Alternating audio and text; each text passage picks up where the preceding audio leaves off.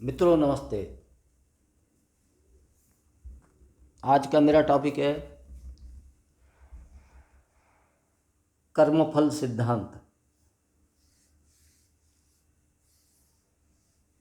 मेरे को ऐसा लग रहा है मैंने अपना हाथ आग में डाल दिया हो। बहुत ही बड़ा टॉपिक है। गीता की जो व्याख्याएं हुई है कई प्रकार की हुई है। इसमें से लोकमान्य तिलक ने कर्म पे जोर दिया है। मतलब लोकमान्य तिलक ने जो टीका की है गीता पे, उसमें कर्म पे ज़्यादा जोर दिया है। कुछ लोग सांख्य पे बल देते हैं, कुछ लोग ज्ञान पे बल देते हैं, कुछ लोग भक्ति मार्ग पे जोर देते हैं। तो उसमें से जो कर्म फल ये जो विषय है, ये बड़ा ही जटिल विषय है। पर जितना मुझे ज्ञान है, जितना मुझे पता है, कुछ थोड़ा सा है। मैं ये नहीं कहता मुझे बहुत कुछ मालूम है। तो कर्म फल के बारे में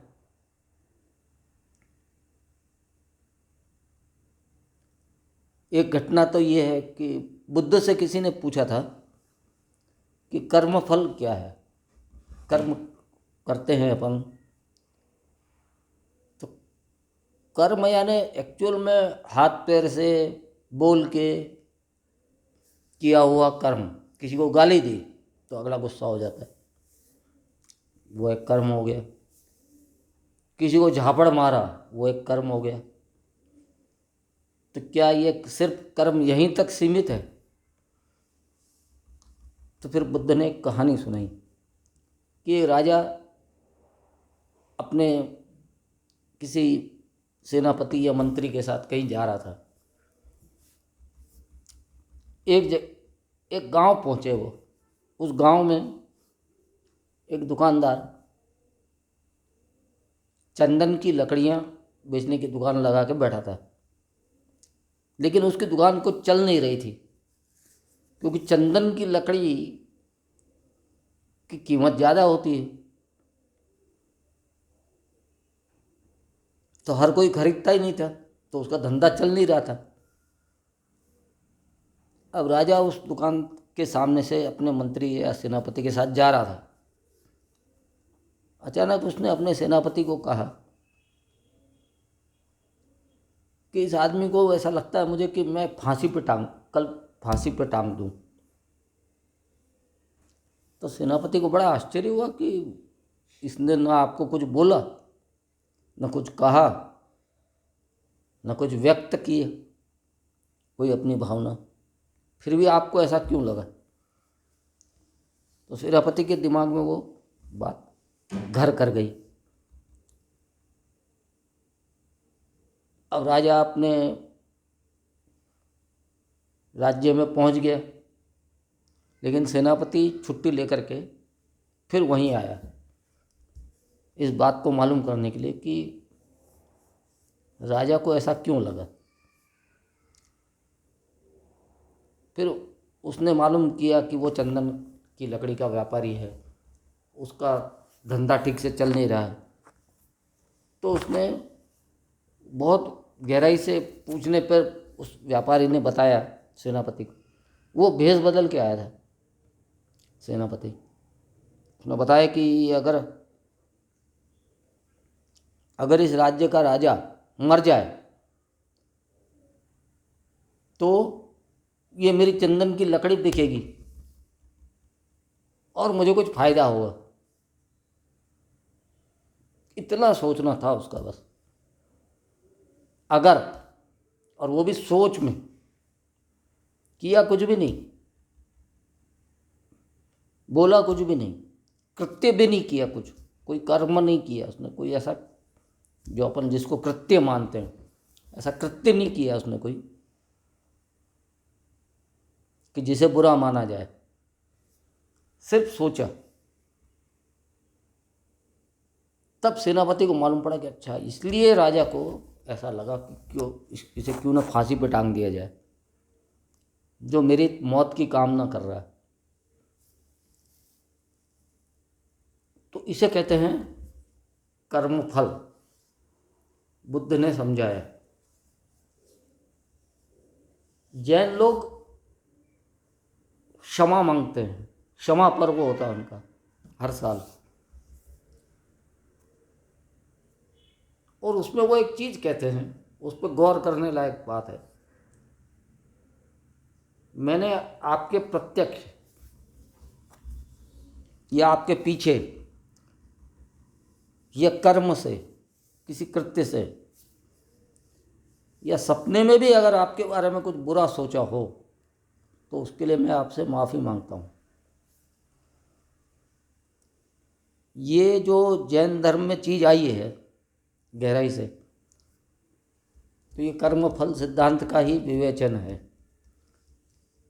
यानी हमने सोच भी लिया कि आपका बुरा हो, तो हमने कृत्य कर्म कर ही दिया। मतलब वो काम जरूरी नहीं कि हमने तलवार चलाई हो कि कुछ किया हो, कुछ बोला हो, कुछ कोई चीज़ जरूरत नहीं, सिर्फ सोच लिया कि आपका बुरा हो तो बुरा हो गया। और ईसा मसीह ने भी इसी तरह की एक बात बोली थी कि अगर कोई स्त्री आपके पास से गुजर जाए, आपके मन में अगर बुरा ख्याल आ गया, ख्याल भी आ गया, विचार आ गया, तो ये समझ लेना कि आपने वो बुरा कृत्य कर ही दिया। उस स्त्री पे उसका कुछ असर हो न हो, लेकिन आप पे उसका असर होगा। तो सपने में भी, अच्छा, और सपने की बात अगर अपन करें तो सपने पे अपना कोई कंट्रोल रहता नहीं। आप स्वयं अपने अपने सपने टटोल के देख लीजिए।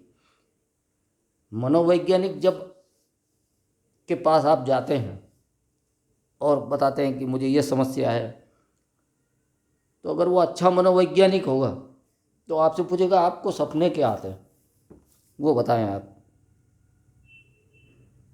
क्योंकि वहाँ आप झूठ मूठ के नाटक नहीं कर सकते। जो आपके अंतर्मन तक, गहराई तक बात है, वही सपना बन के आ सकती है।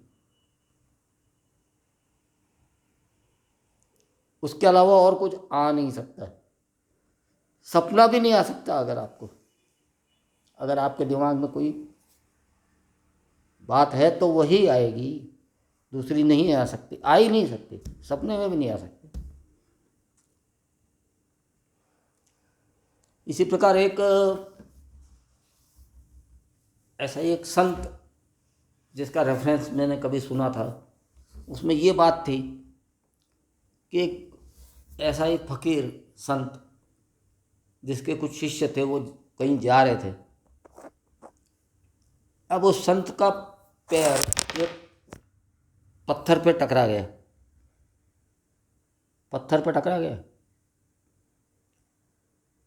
और ऐसा टकराया कि बहुत खून बहने लगा, बड़ी चोट लगी थी उसमें। और उस संत ने हाथ जोड़ लिए।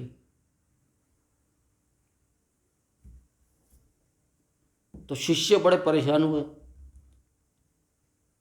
कि भाई अगर आप इतने बड़े ज्ञानी संत हो और आपको ये मुश्किल देखनी पड़ रही है, तो फिर हमारा क्या होगा? हम जाएं आपको छोड़ के, क्या करें हम? आपको ये झेलना पड़ रहा है जब आप इतने बड़े ज्ञानी हो गए, संत हो गए, तो हम जैसे नीचे की सीढ़ी पे बैठे हुए लोगों का क्या होगा? तो आप धन्यवाद किसको दे रहे हैं? और इसमें धन्यवाद की बात क्या है कि आपके पैर से खून बह रहा है, आपको बहुत बड़ी चोट लगी है, तो आप धन्यवाद किस बात का दे रहे हैं? तो उस संत ने, उस फकीर ने अपने शिष्यों से कहा, पिछले जन्म में मैंने ऐसा कुछ काम किया था जिसके फल में मुझे पत्थर मार के, लोगों को मुझे पत्थर मार के मार देना चाहिए था, लेकिन मैंने जो कुछ अच्छे कृत्य किए होंगे उसकी वजह से मैं आज सिर्फ ये खून बह के मैं बच पाया हूँ। यानी ये सज़ा तो कुछ भी नहीं उस सज़ा के सामने। जैसे आपने वो बुद्ध की और अंगुलीमाल की कहानी सुनी होगी। अंगुलीमाल की तो लोगों ने पत्थर मार के हत्या कर दी थी। जब अंगुलीमाल को समझा करके बुद्ध, अंगुलीमाल ने बुद्ध का शिष्यत्व ग्रहण कर लिया था और भिक्षा मांगने निकला, तो लोगों ने कहा यही तो अंगुलीमाल है। लोगों ने उसको पत्थर मार मार के मार दिया उसको,